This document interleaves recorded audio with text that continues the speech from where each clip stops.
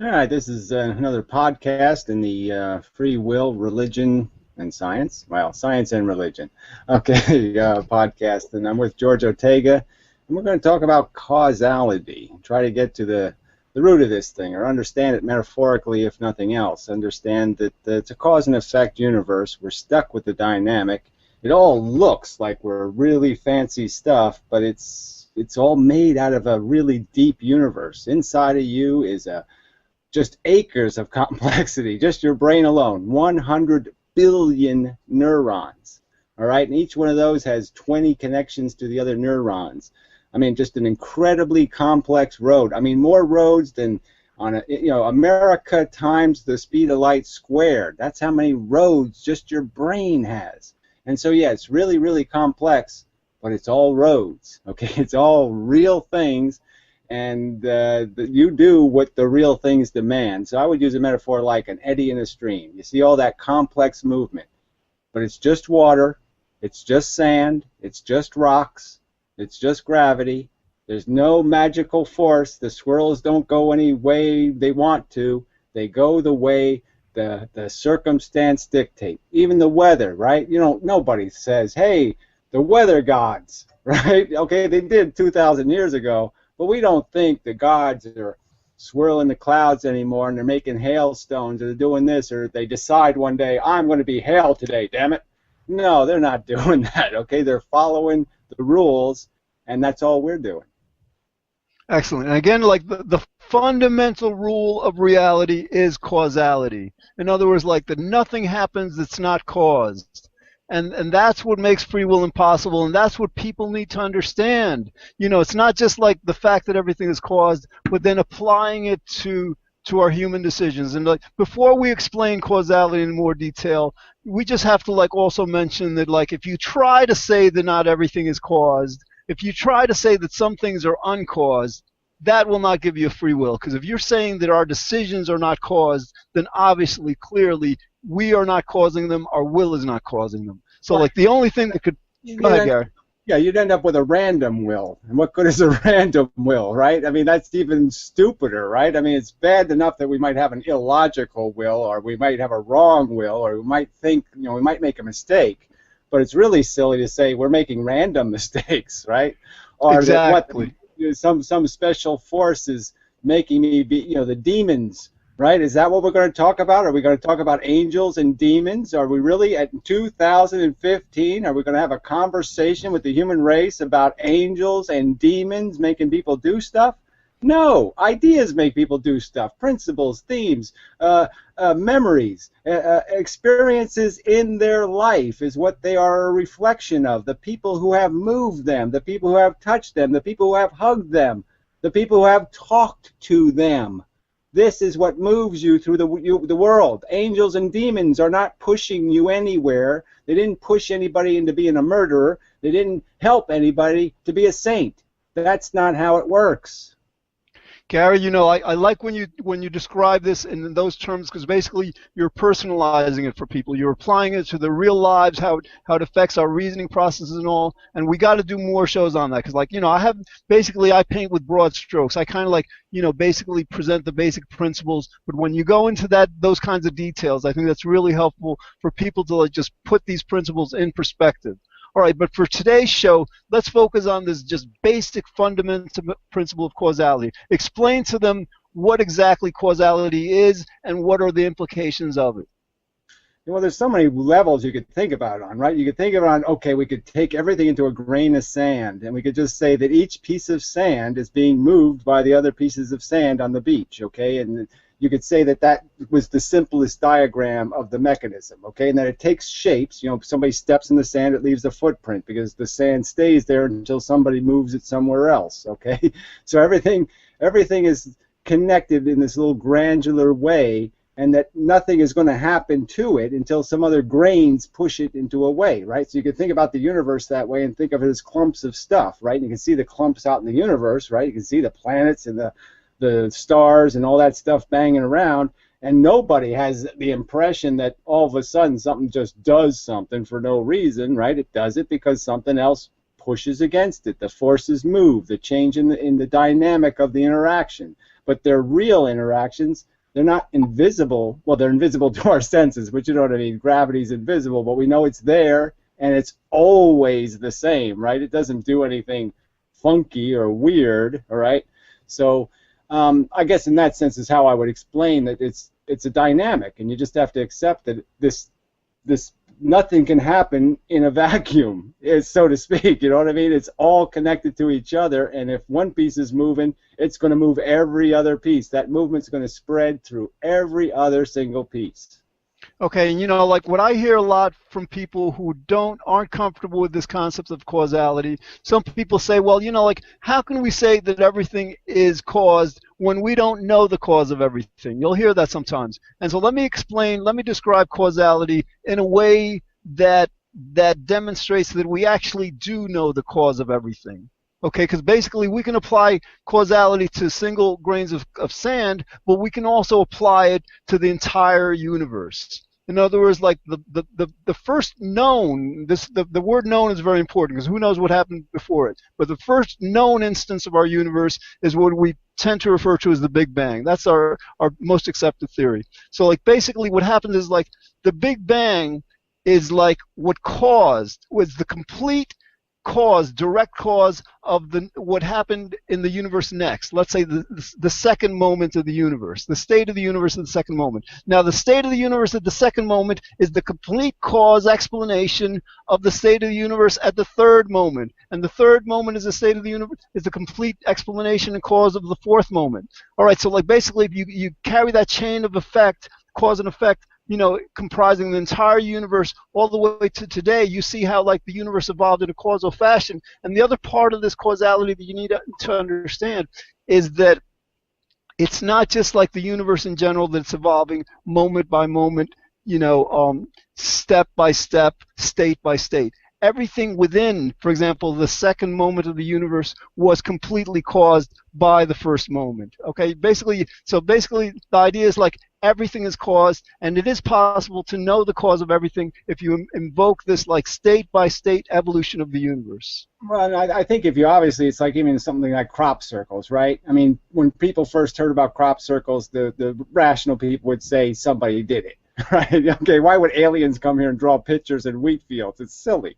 Right, so but you know, so there's a cause and effect, right? It found out it's not magic. Yes, there's always an explanation, and we see it in everything. See, every single thing I do. I pick up a pen, I write my name. I don't write somebody else's name, right? There's reasons. I throw a bowling ball at some pins, right? They're gonna obey the laws of physics. They're not gonna jump out of the way of the ball, and we're just as limited. We can't jump out of the way of our life experience, right? If I have a pet and it dies badly, it's a life experience. It's changed who I am. I'm going to be more sympathetic. I'm going to see the signs of it in somebody else or in something else, and I'm going to immediately feel that empathy. I'm going to immediately feel that pain again because those memories are my experience, and that's what's going to make me be who I am. Now, if you're proud of who you are, you should be proud of your experiences that made you that.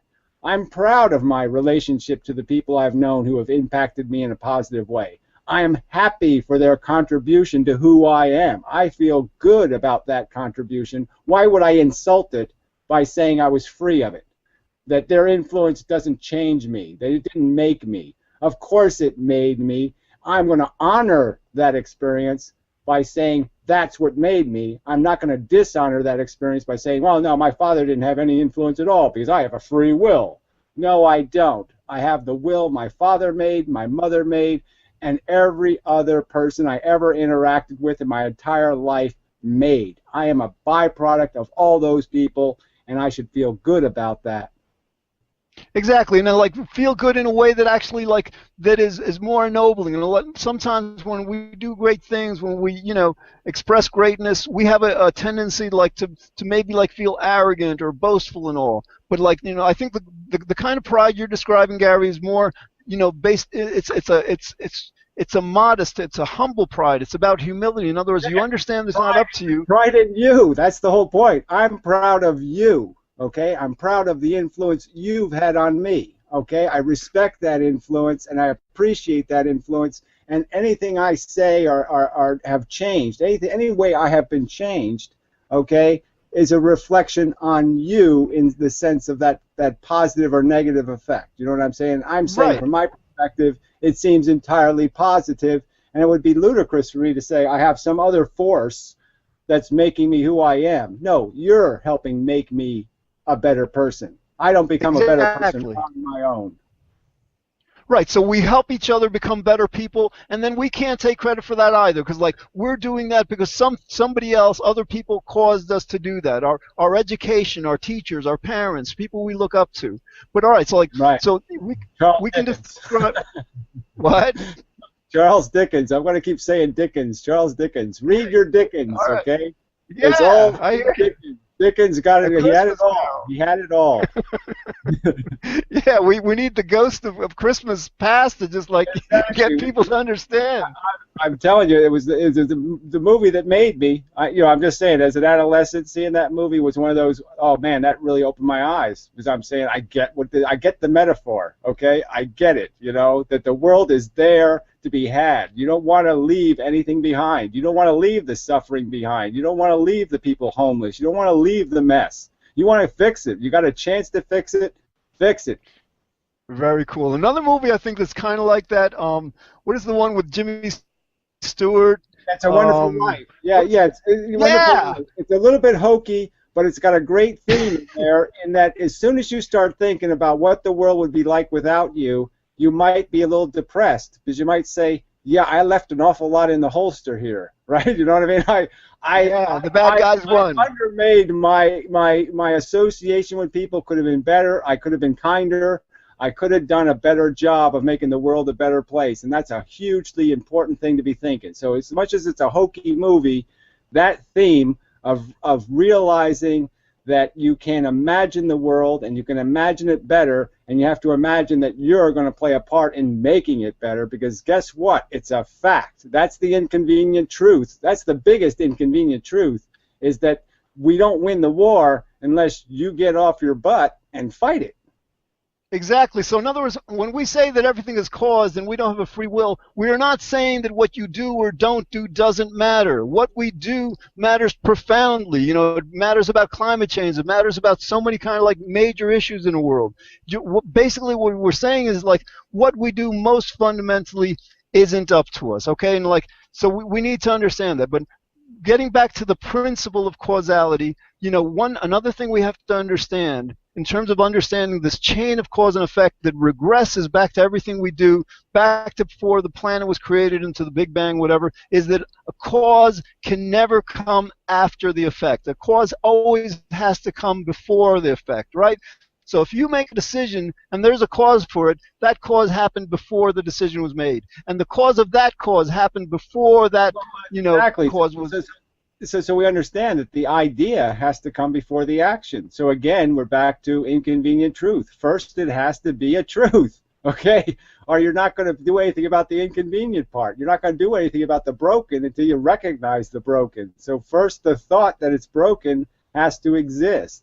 So when you hear somebody say it and you're going to rationalize excuses, you have to see yourself rationalizing. You have to see yourself making excuses. And there has to be a little gun that goes off in your head and say, I can hear you making an excuse, okay? And that's all you're doing. So play a fair game, get with the program. Logic says do the right thing, do the right thing. Yeah, because I mean, one thing the free will belief harms us with is it basically doesn't allow us to think through our actions. Basically, our free will says like, well, we and other people do what we do because we have a free will. You know, it doesn't motivate us, challenge us to explore why we do what we do, why other people do what we do. And the only way we're going to improve as human beings, as individuals, as a world, is to the extent we understand our fundamental motivations, why we do what we do. Only then can we change, become better people, and have a better world. We have to believe in the strength of ideas. Ideas are the power, right? Knowledge is the power. That's where all the power comes from, is the knowledge, okay? And that's where you've got to go to find your best human, to find your best action. And yeah, people are just resigned to saying, I'm a bug, I'm an insect, I'm a machine that can't help itself. I'm full of emotions and full of needs and full of wants. and somehow, there's no control over that. Nothing can control that. No, an idea can control that. That's all it takes is the idea, I don't want to be a jerk. There, okay? I've done my job on Earth now, right? Because all I have to do is say I don't want to be something, and as soon as I say I don't want it, I'm not going to be it, right? As soon as I want something, then I can use my desire mechanism in a positive way rather than a negative way. Exactly. All right. So like one of the objections I think sometimes people try to advance in terms of like refuting causality, some people will say, well, like, we don't know the cause of everything. You know, there's some like quantum behavior, these particles, the double slit experiment, entanglement. There's like some processes in the quantum world that we don't understand what's causing it, and these people like they base their conclusion on that they're uncaused on the fact that they can't perceive or detect the cause of it. I mean, come on, that is like so unscientific. That's so illogical. Well, it's illogical in many different ways. But first, I'd say, yeah, it's not even a truth. Okay, let's say the complexity of the theory is a lot of vapor. Okay, it's a lot of smoke and mirrors. There isn't any real substance. But even if we took it for granted that photons had no position, that they just were ambiguous and they just kind of floated in this cloud.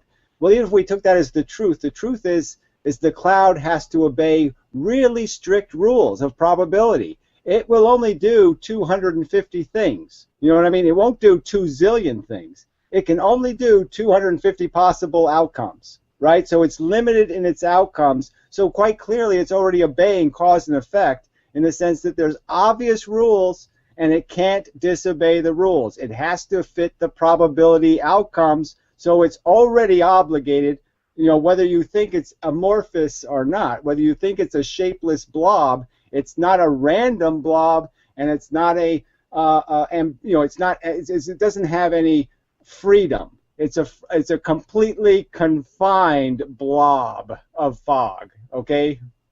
Exactly, and people will like make the claim that, well, you know, that particles are actually behaving probabilistically, and somehow they seem to think that probabilistic behavior is some kind of like an entryway into free will, as if our decisions were probabilistic will make them any more free. It doesn't. Yeah. But they take the word probable to mean the word infinite, and that's not what probable means. It means exactly the opposite, that there's a likelihood and then there's a preposterous never happened. Okay, it might be part of the possibility, but if it never happens, it's only technically possible, right? So I mean, it doesn't mean anything. The real cause and effect will oblige the result, and that science can't get past. So I'm just saying, we already know it's a limited amount of freedom, and any limitation on freedom is no freedom, correct, in a way? Right? I mean, you can't say something's free because, oh yeah, I'm free to be 160 pounds. Okay, but what's you know what I'm saying? I'm not unlimited. I can't be any weight I want. I can't be any size and function. So it's still being obedient to strict rules. So there's no point in calling me say I'm free, even though I can't be 5 million pounds and I can't be no pounds.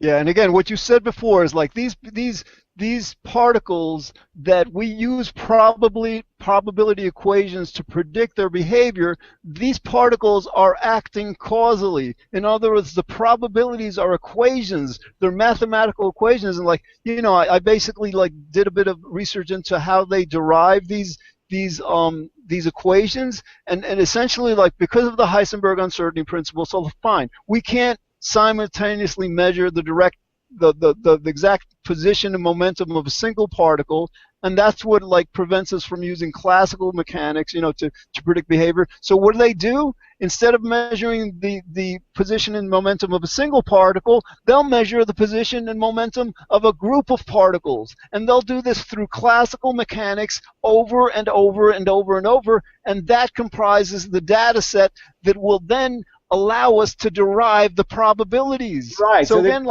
they're just putting time into a static circumstance. So they're just allowing the thing to be different each time because they're saying, I'll give it 20 minutes, or I'll give it 10 minutes, or I'll give it 5 minutes. And obviously it's doing a lot of permutations in that time. So it's not even the same particle anymore. So how can you say there's no cause and effect for that individual particle when you're not measuring the individual particle, you're measuring a whole cascade of particles. So again, how have you in any way impugned cause and effect? You haven't done anything to cause and effect. You've just put time into a static question. Who am I? If you ask me who I am now, there's one answer. You ask me who I am this week, there's a different answer. You ask who I've been for the last year, there's a different answer, right? So that's bogus to say you know who I am now by knowing who I was a year ago. Oh, absolutely. All right, and it's like, so like basically, like, again, to answer the objection, some people say that like that attempting to refute causality would have some kind of like entryway to free will. Basically, the only way you can refute causality, I mean, maybe there's two ways. One is to claim that things are not caused, and again, if you apply that to human decisions, and if you're saying our human decisions are not caused, they're not caused by us, the other kind of like action mechanism that it's theoretically possible. It's impossible. I mean, it defies logic. Basically, like some people say, and no, it does. It's illogical. Some people say that like our decisions are causa sui. They're causing themselves.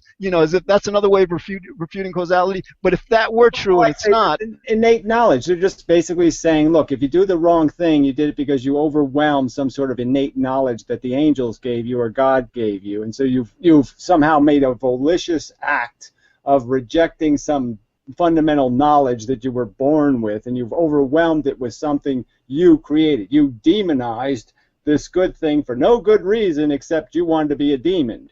It just doesn't make any sense, because you have to have enough thought to be able to create demons in your head to actually to oppress this will to be good. This will that's supposed to exist that we're overwhelming with our evil.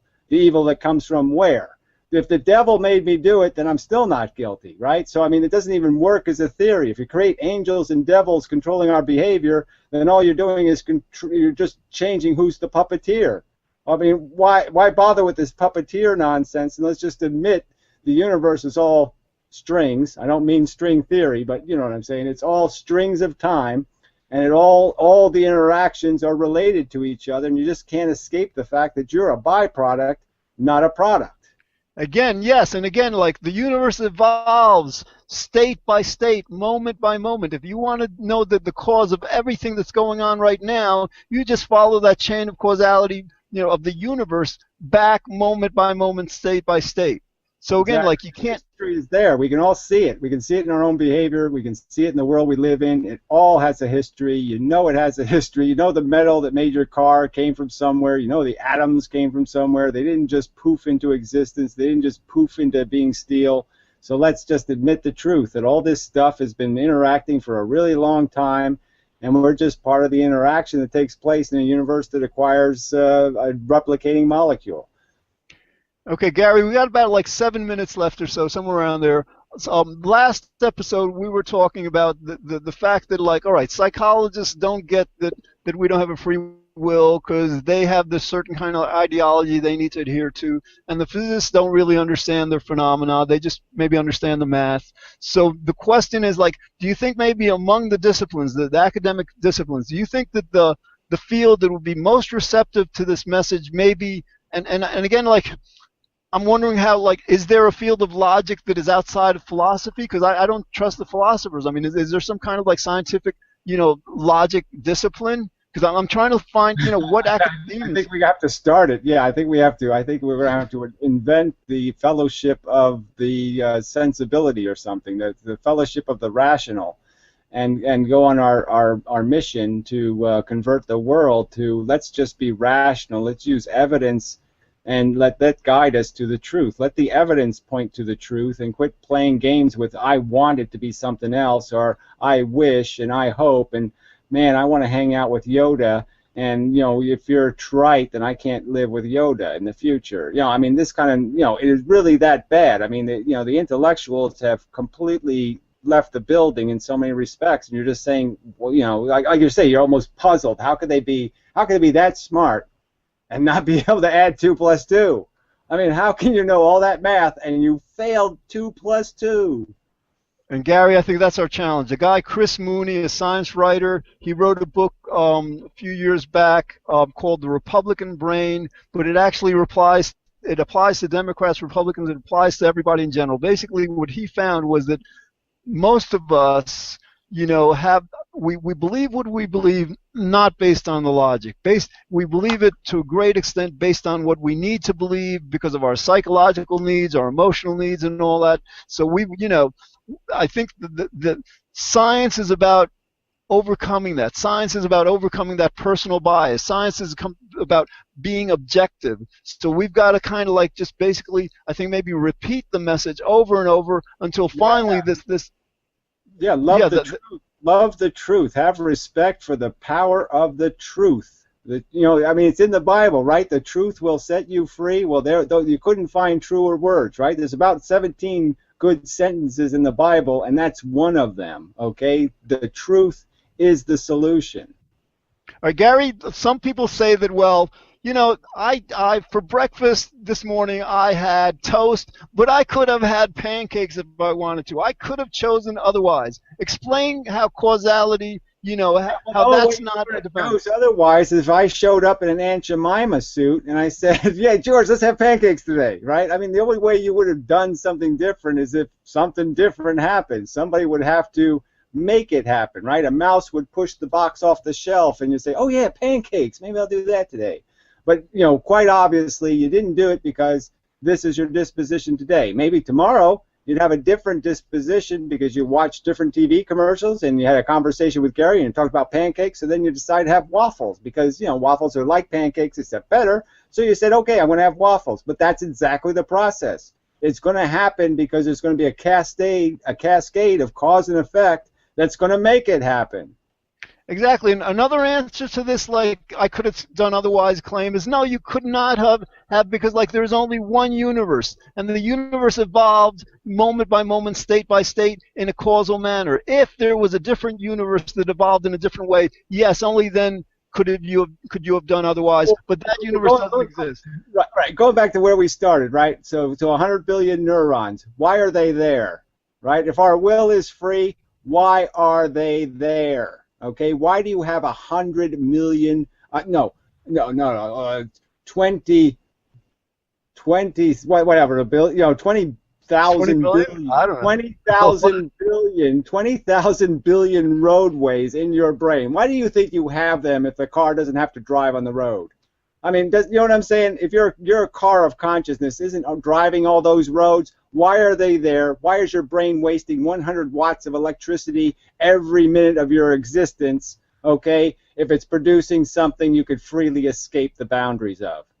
Exactly, and these neurons, this biology, this brain biology is not quantum biology. These are molecules. This is not the quantum world. So your brain is mechanistic.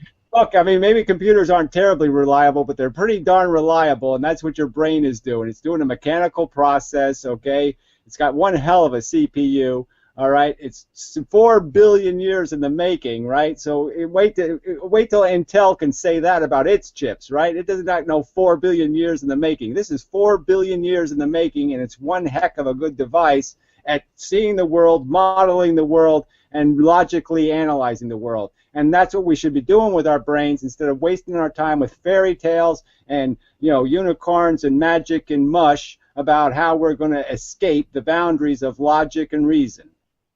Absolutely. All right. Again, free will is impossible because it is logically impossible. And some people say, well, science hasn't proved causality. Causality is not just a scientific principle. Causality is a logical principle. Not only does science tell us that causality is the way things work, our logic tells us this. Well, and you got more. It's like you have the Earth's mass worth of evidence on one side, and you have, fly piss on the other side. Nothing. Nothing. They got nothing as evidence of any of this magic. Absolutely. All right, Gary, we got about a minute left, right? Another great podcast. Yeah, we're doing all right. Yeah. We can't take credit. I mean, Yeah, if we screw up, it's not our fault. If we do good, it's not. Well, that's the funny thing, right? The audience I'm cursing, they're the ones who made me, right? So they did really well because they made me. I did pretty terrible because I made them. right? So the climate change deniers are our fault, right? We're the ones that got to do a better job because we made them exist, ironically. Yeah. All right, so it's good seeing you, George, and we'll do it again, of course. We'll Sounds keep good. at it. Keep Thanks, hammering. Gary.